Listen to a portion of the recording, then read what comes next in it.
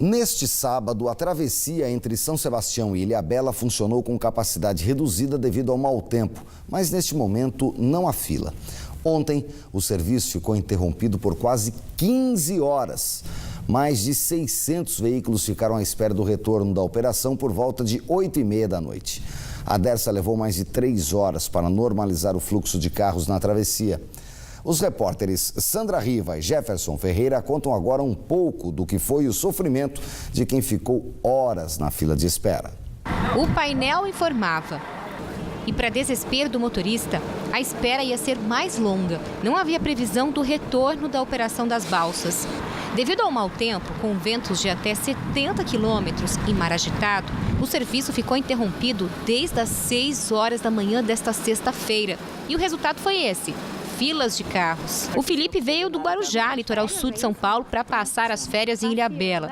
Levou um chá de cadeira. Passou mais de 9 horas à espera da retomada da travessia. O mau tempo não é culpa dessa, né? Então não adianta a gente ficar assim nesse aglomeração, nervoso, estressado. E com tanta demora, teve gente que desistiu, voltou para casa, mas a grande maioria mesmo teve que esperar. Precisava chegar até Ilhabela. Como essa professora que trabalha em Maresias e mora na ilha. O jeito foi usar o que chama de kit balsa, cobertor e comida. Saio cedo, saio às 6 da manhã da ilha, dou aula em Maresias e volto aqui por volta das 5h30 para pegar a balsa e voltar para a ilha. Só que hoje não consegui voltar para a ilha. O caminhão do Osvaldo estava carregado de carga de cimento para levar para Ilhabela. O caminhoneiro estava preocupado em preservar o material. Peguei a balsa das 3h30, fui para São José, carreguei o cimento, a balsa parou 6 horas e nós estamos aqui sofrendo aqui na fila da balsa. Eu queria mais de 12 horas, né? E não pode molhar. E era para ser entregue já no depósito, né? Mas fazer o quê? A gente tem que ficar de castigo mesmo, né?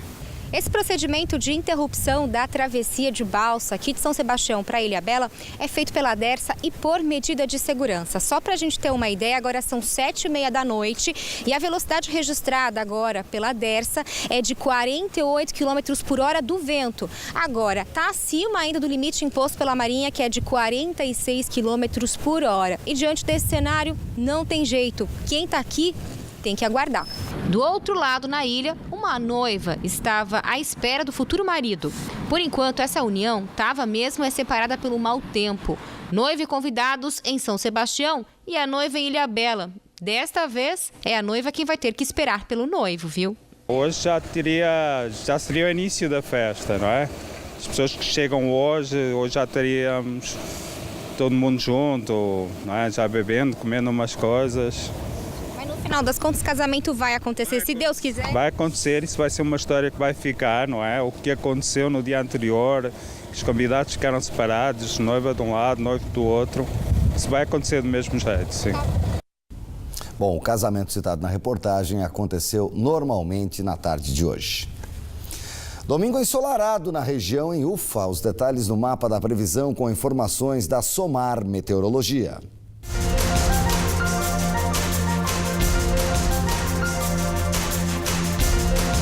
Na Serra da Mantiqueira, em São Bento do Sapucaí, sol entre nuvens, mínima de 5 e máxima de 19 graus.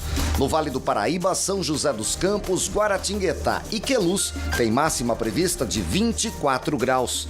No litoral norte, Ilhabela registra mínima de 15, máxima de 26. Já em Ubatuba, os termômetros marcam mínima de 14 e máxima de 25 graus. Hoje fez 19 graus em Campos do Jordão e a previsão de sol para este domingo. De volta ao litoral, São Sebastião registra a mínima de 16 e máxima de 27 graus.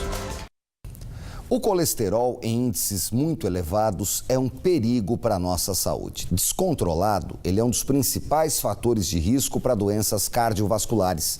Hoje, 40% da população brasileira tem colesterol alto. Um problema que começa muito cedo, ainda na infância, devido ao sedentarismo e aos maus hábitos alimentares.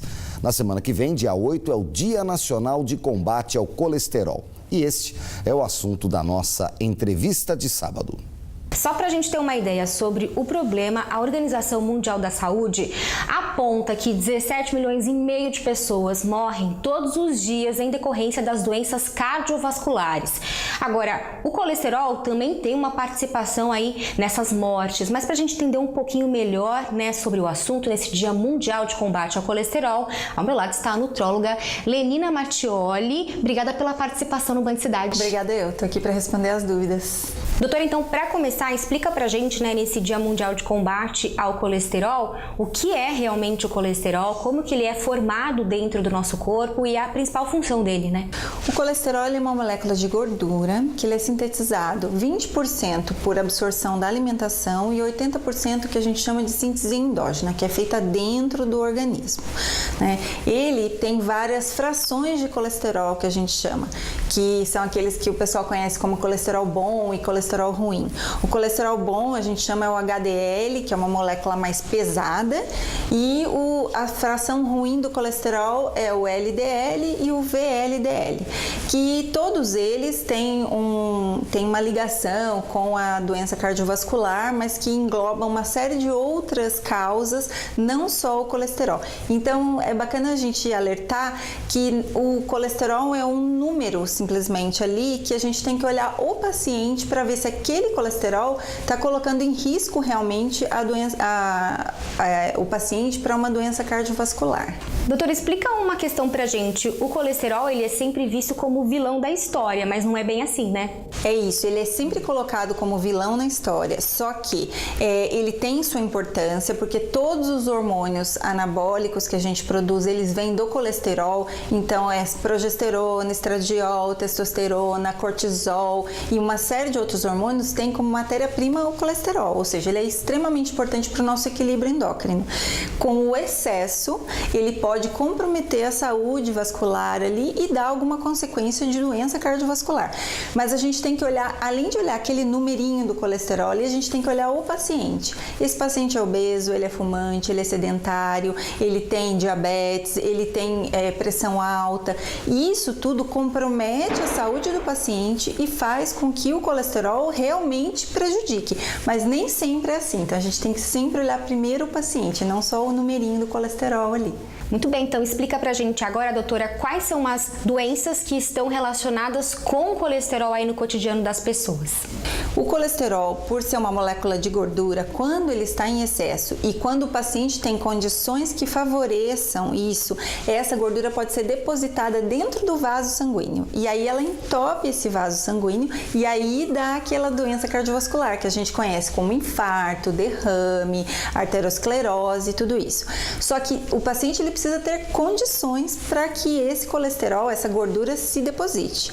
Então ele precisa ter algumas alterações de base, por exemplo, paciente que é obeso, paciente que é sedentário, paciente que é fumante, que já tem diabetes, que já tem pressão alta. Então assim, é todo um conjunto que vai fazer aquele colesterol, que por um lado pode ser bom, se transformar em ruim pelo conjunto do paciente. Como é que as pessoas podem evitar, né, o mau colesterol e também se prevenir desse problema? O que a pessoa precisa fazer para realmente cuidar, para que esse colesterol não vire um vilão, né? Que ele fique só na parte boa. Primeiro de tudo, procurar sempre manter o peso com uma alimentação saudável, se livrando principalmente dos industrializados, dos açúcares e das farinhas, comendo alimentos o mais naturais possível, saindo da condição de sedentarismo, então procurando um médico para que comece a praticar atividade física. E atividade física não precisa ser em excesso, pode ser uma caminhada, pode ser assim, só que algo contínuo e frequente ali, né?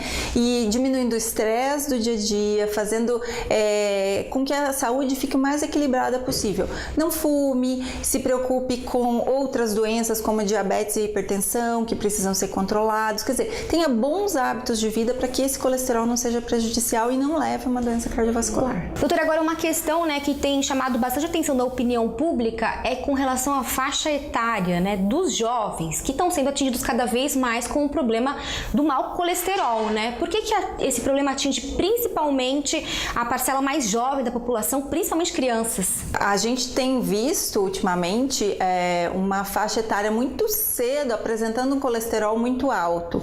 Geralmente está ligado ao hábito de vida, que é o mesmo hábito de vida que acontece no adulto.